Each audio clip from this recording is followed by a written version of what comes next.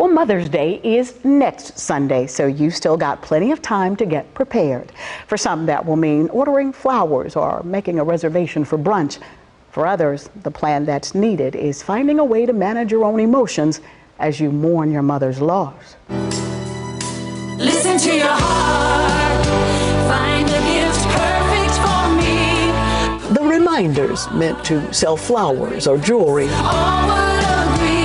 are for many fresh reminders of a life-altering loss, even when you think you're doing okay. That's what I call grief ambushes. They just seem to come out of nowhere, and suddenly you're overtaken with sadness and thoughts of your loved one, and you're going, okay, where did that come from? And why now? We are all perpetual grievers, and we will grieve the loss of our beloved mothers and those who have gone on before us indefinitely, and there is no limit. There's no expiration date for our grief. I can't quite remember how I first met Regina Franklin Basie, but her mission was unforgettable, launching a foundation that she ran for more than a decade to honor her late mother while supporting others through their own grief journey.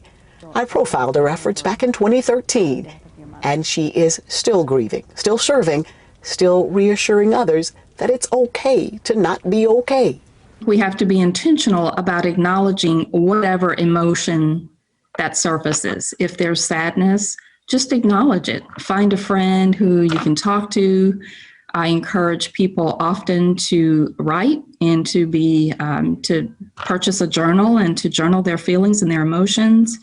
Praying through your grief is another way to just acknowledge and ask God to be present with you in those moments.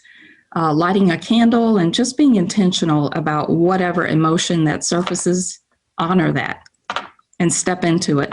Whether you're going through a holiday or not, your grief does not take a holiday. Your grief doesn't ever take a vacation. It's always there. Other experts agree and encourage those struggling with the loss of a mother, especially this week, to get an emotional toolkit ready in advance.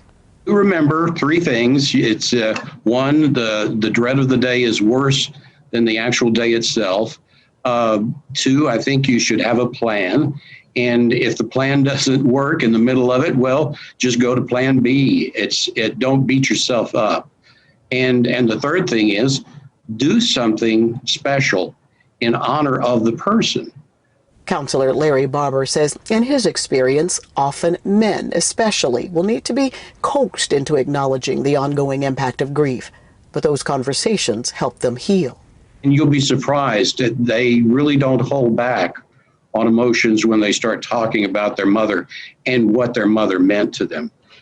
You just need to give them permission to do that. What advice would you have for friends to support someone who may be experiencing mother loss? Invite them to talk about them and to be transparent in what they're feeling and say, hey, tell me stories. We're all storytellers. And so if we continue telling the stories about their lives and how they impacted us, that's a part of the healing process. Experts tell me that a good guidepost for deciding whether to manage the grief alone or get professional help is if you start to feel stuck or if the grief is interfering with your ability to handle work or family responsibilities. But other than that, take it as it comes with the goal of getting through and not necessarily getting over.